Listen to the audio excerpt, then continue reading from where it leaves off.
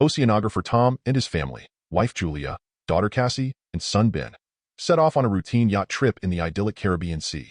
The sky is clear, the water's calm, and the family enjoys the peaceful day. While Tom and Ben are focused on fishing and Cassie is lost in her gadget, Julia decides to go for a relaxing swim.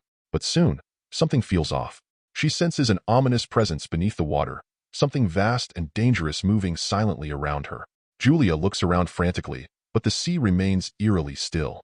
Her heart races, the sense of dread overwhelming her. Meanwhile, on the yacht, the instruments flicker strangely, but Tom, engrossed in catching fish, brushes off the oddities. Then, Julia's sense of panic escalates as a sudden force pulls her downwards. She screams, her voice swallowed by the water. The sea shifts, dragging her farther away from the boat. Tom finally hears her desperate cry. In an instant, Tom dives into action. With Ben and Cassie's help, they maneuver the yacht toward Julia. He dives into the water, adrenaline pumping, and together, they manage to pull her back on board. Gasping for air, Julia is shaken but alive. Furious, Tom reprimands her. He had always insisted that no one swims without informing the rest. Julia, shaken and guilt-ridden, apologizes as the family moves past the incident, deciding not to let it ruin their mood. After all, it's a special day, Ben's 13th birthday. They light candles on a cake, everyone gathered together in a moment of normalcy. Cassie snaps a family photo to capture the celebration. Just then, her phone buzzes. Her boyfriend is calling. He mentions something about a sudden storm, but before she can respond, the connection drops. Cassie feels uneasy, but before she can warn the others, the yacht jolts violently. Tom rushes outside to investigate, and the family is amazed to see the massive group of whales floating around them. The creatures are moving away from something together. Tom explains that storms can disorient whales, but the sight is far more astonishing than anything he's ever witnessed. He dives into the water to assess the damage and returns injured, having cut himself on the propeller in the chaos. As Julia stitches him up, he grimly reports that the yacht's shafts are bent. They're stuck.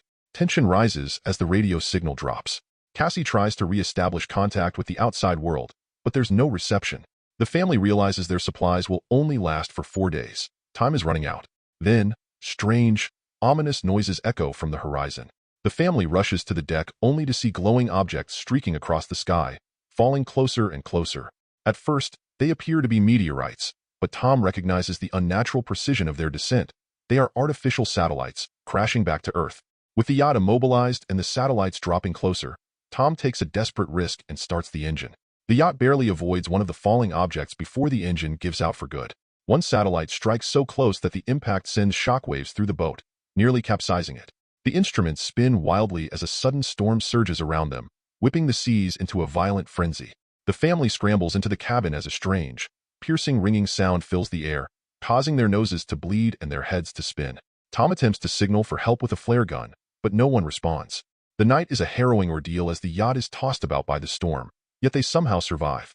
As dawn breaks, the family stumbles outside, expecting to see the endless ocean. Instead, they are met with an impossible sight. The sea is gone.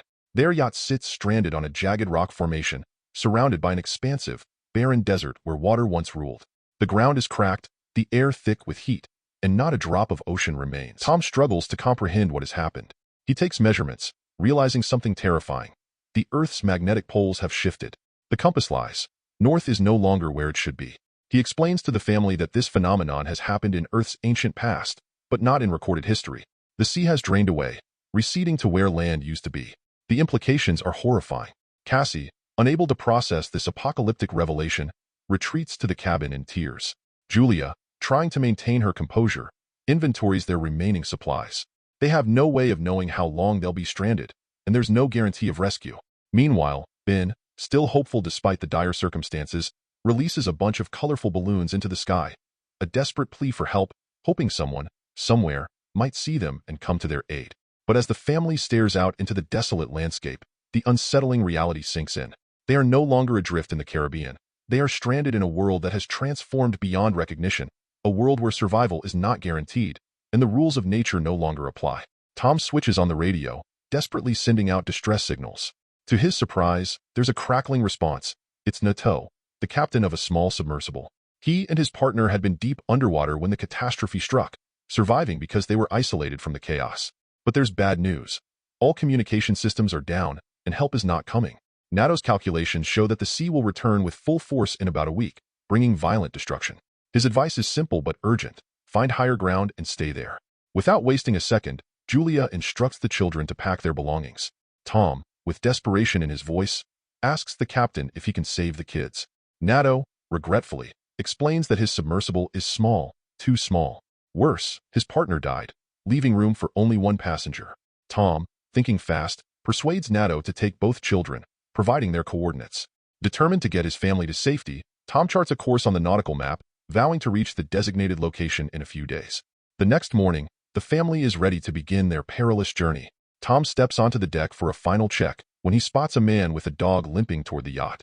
Tom approaches cautiously, greeting the man and offering him water. The stranger accepts the drink, but as he lowers the bottle, he sucker punches Tom in the face. Julia sees this from a distance and rushes toward them, just as the man thrusts a makeshift spear into Tom's chest. The dog, growling, keeps Julia at bay while she watches in paralyzed horror as her husband bleeds out, his life slipping away. With no time to mourn, Julia runs back to the yacht. The man gives chase, slashing her arm with a knife as she climbs onto the deck. Her screams alert the children, who rush to help her. With the intruder outside, Julia hides Cassie and Ben in a locker, handing her daughter a flare gun with strict instructions to use it only as a last resort. Meanwhile, the killer batters the door until it finally splinters open. Julia, hiding in the bathroom, tends to her wound as she hears the killer rummaging through the yacht. He heads straight for the galley, ravenous, grabbing cans of food. As he devours what he can find, Julia sneaks into the kitchen, arming herself with a knife. The intruder searches the yacht, eventually reaching the cabin where Julia was hiding. She leaps overboard, hiding under the yacht. The killer, peering through the hull's portholes, doesn't spot her, but his dog does. The beast dives into the water after her, forcing Julia to defend herself. She kills the dog in a struggle, but the yelp draws the man's attention. He exits the yacht, finding the dog's lifeless body.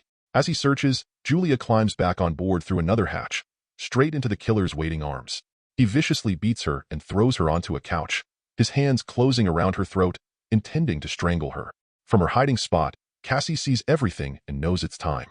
She grabs the flare gun, fires, and strikes the man. The flare ignites his clothes and sets the yacht ablaze. In the chaos, Julia orders the children to flee while she makes her way into the galley. The killer, only slightly injured, lunges at her again. She kicks him back, grabs their packed bags, and leaps overboard. Ben, nearby, finds his father's body and sobs uncontrollably. Cassie runs to her father's side, devastated. Julia kisses Tom's lifeless face one last time, but the fire raging aboard the yacht leaves no room for grief. The killer, engulfed in flames, leaps from the burning wreckage. Julia grabs the children, and they flee as the yacht explodes behind them, lighting up the desolate horizon. The family runs across the rocky, barren desert that was once the ocean floor.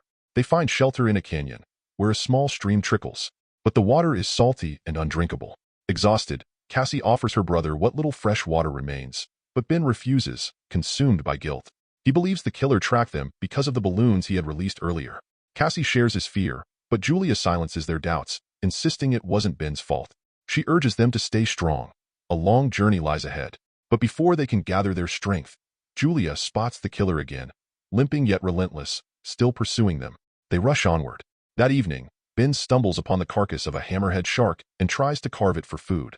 But before they can eat, Julia spots their stalker closing in. She commands the children to run, and they soon find themselves in a nightmarish field of toxic waste barrels left behind when the ocean receded.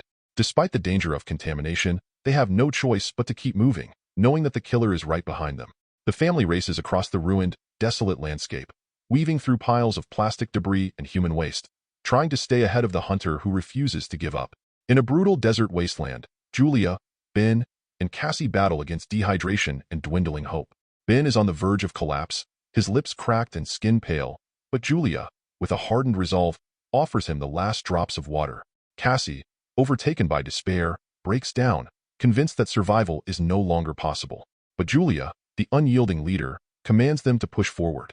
After a grueling journey, they stumble upon the fuselage of an old, rusting plane. Its bones half buried in the sand from a long ago crash into the sea. Crawling inside for shelter, Julia pulls out a faded photo of their family, reminiscing about her first encounter with Tom, her late husband, who had been brought to her hospital with decompression sickness after a failed dive. The children, overwhelmed with emotion, weep, whispering their final goodbyes to their father. Night falls, and as Cassie lies awake, she hears something outside. Quietly, she steps out to sit by the plane. In the darkness, a shadow looms. The killer has found them. But Cassie, with a fierce determination, is no victim. She's the bait. As the killer moves to strike, Julia leaps from the shadows, sinking a knife deep into the man. At dawn, they prepare to move on, but horror strikes when they find the killer's body, ravaged by something far worse than human. With growing dread, they push forward into the barren desert. Julia, scanning the map, yells at Ben as he suddenly bolts toward a salty puddle, gulping down the toxic water. She drags him away, but it's too late. He's already sick. Their search for safety brings them to a pile of plastic chairs, which they hastily assemble into a makeshift shelter. Exhausted, they rest, but Julia's ears catch an eerie sound.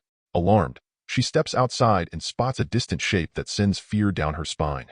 Rushing to wake the children, they begin running. Ahead, a large derelict ship looms on the horizon, surrounded by crashed containers and scattered survivors. Julia desperately calls out to them, but the people, panic-stricken, slam shut the container doors as thousands of monstrous, giant crabs descend on the area. The crabs tear through the defenses, devouring anyone in their path. Julia, Cassie, and Ben scramble atop a container, but not before Julia is wounded by the creature's pincers. From their vantage point, they watch helplessly as the crabs annihilate everyone below. As night turns to day, Julia awakens, alone and disoriented. Her leg throbs in pain, and the children are gone. Frantic, she searches, only to find Cassie and Ben scavenging for food and weapons. They found a few meager supplies, but time is running out. Among the debris, Julia discovers a radio and makes contact with Nato. His voice crackles through, explaining that the creatures are ancient sea arthropods, emerging because the sea will soon reclaim this desert. Julia begs him for help, but she's lost the map. Nato fires a flare, and Ben spots it. The family races toward the flare's glow, soon catching sight of a distant yellow submarine. But their path is treacherous. The cracked seabed is littered with obstacles. As they near, Cassie grows agitated, challenging her mother's decisions. Julia, focused and unwavering, pushes them forward. To reach the submarine, they must cross a canyon contaminated with toxic waste. As they navigate the hazardous terrain, a sudden rockslide separates Julia from the children. Despite her injuries, Julia orders them to go on. Cassie hesitates but finally agrees, determined to protect her brother. They reach the submarine, but inside, it's empty. Suddenly, a bloodied Nato emerges from the shadows. He's dying, but his only concern is their survival. He urges them to climb aboard, but Cassie, filled with fierce loyalty, races back for her mother. Julia, low on ammunition and battling the crabs, fights for her life. With her last bullets, she fends off the relentless creatures as Cassie pulls her to safety. Together, they climb aboard the submarine just as the crabs swarm Nato, who meets a grisly end. An ocean wave rises on the horizon, crashing down with unstoppable force. The wave sweeps the submarine across the treacherous landscape, battering it over jagged rocks. Julia, barely conscious, watches in a daze as the harrowing events of the past few days flood her mind. Darkness claims her. When she wakes, the submarine is eerily still. Julia cautiously opens the hatch, and the family steps out into a post-apocalyptic city, devastated by the encroaching sea. The world they once knew is gone, but they've survived, against all odds. From deadly desert wastelands to the relentless giant crabs, survive keeps you on the edge of your seat until the final moment. Will humanity adapt, or is nature the ultimate winner? If you're craving more pulse-pounding recaps and thrilling adventures, hit that subscribe button and stay tuned to Movies Unboxed. Don't forget to like and share for more survival sagas.